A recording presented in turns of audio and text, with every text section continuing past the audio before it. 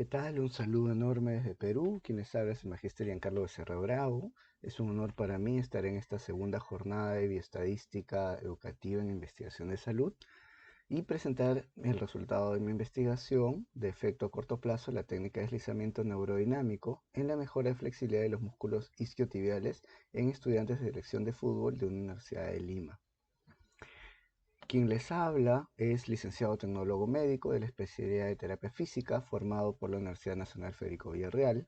Mi maestría es en terapia manual ortopédica de la Universidad Andrés Bello de Chile y los diplomados de disfunciones de columna y técnicas en extremidades y tejidos blandos también de esta casa de estudios.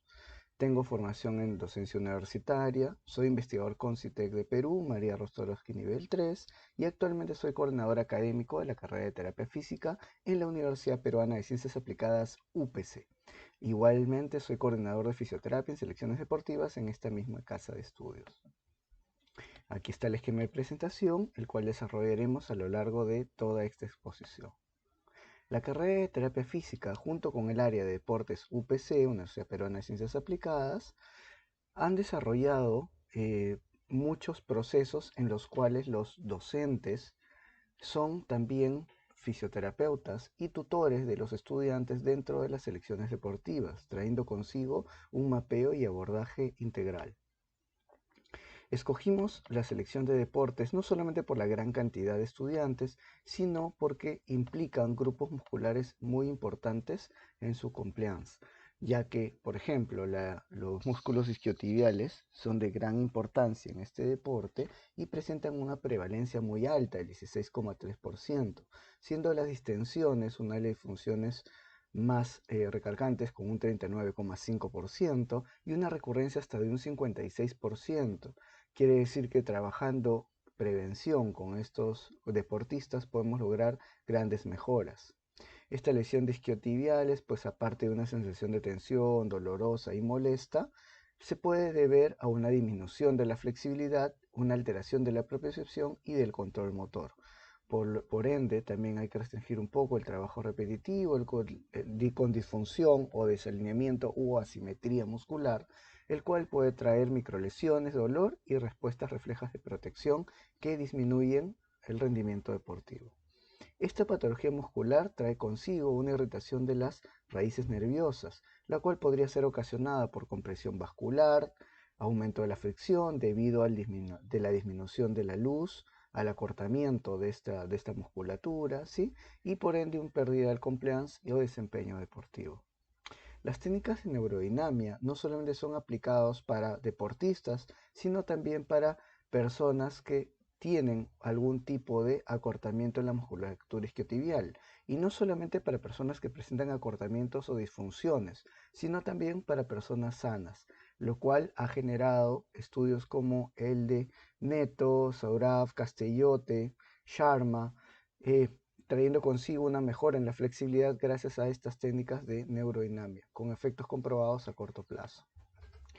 ¿Qué se quiso investigar? Pues el problema es que qué tan efectiva es esta técnica de deslizamiento neurodinámico en la mejora a corto plazo de la flexibilidad de la musculatura isquiotibial de las selecciones deportivas de UPC. Por lo tanto, nosotros renunciamos a la hipótesis nula y nos quedamos con una hipótesis que esta aplicación de técnicas neuromusculares, esta técnica de deslizamiento neurodinámico, iba a mejorar la flexibilidad de este grupo muscular a corto plazo en pacientes sanos y asintomáticos, siendo nuestro objetivo principal comparar la efectividad a corto plazo entre la técnica de deslizamiento neurodinámico versus el placebo, que fue un sham therapy.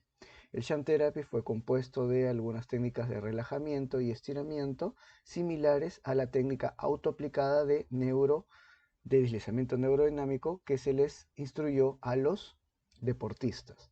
En los objetivos específicos determinamos ambos grupos por separado, tanto el experimental como el control. Las variables las independientes fueron cualitativas, nominales y dicotómicas, ya que tuvimos a la técnica de deslizamiento neurodinámico contra la técnica de sham therapy.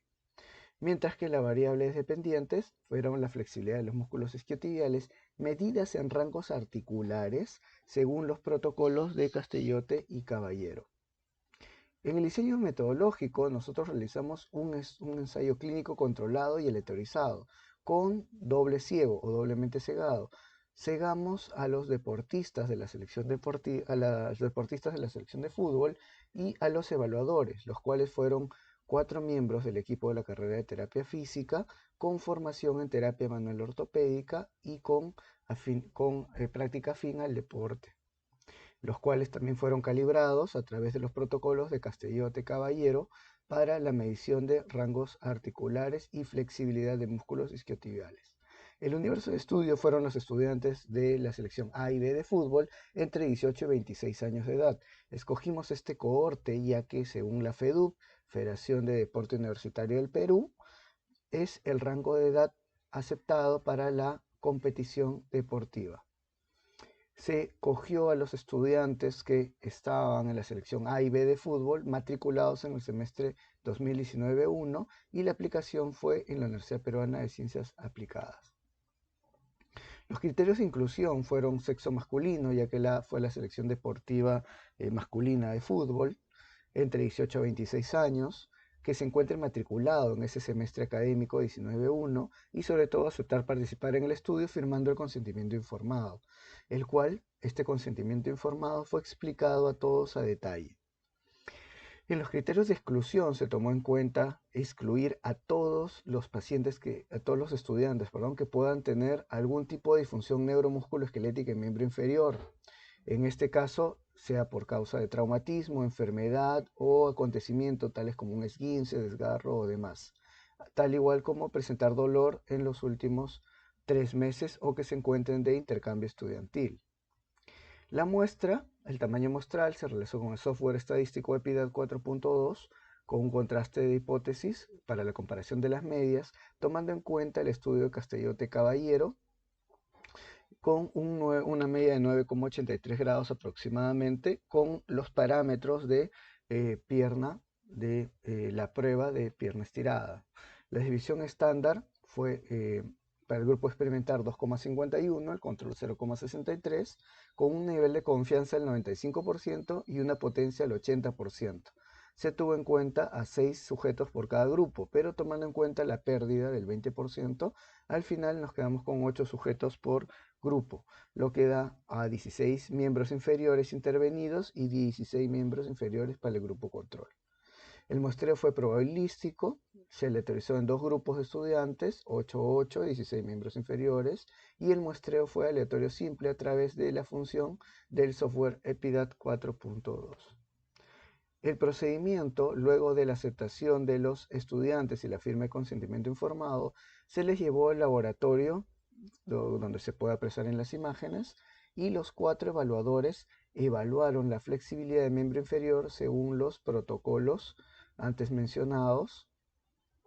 Luego de la medición basal y el apunte en cada ficha de datos, se realizó la aleatorización, donde 8 participantes fueron al ambiente A y 8 al ambiente B.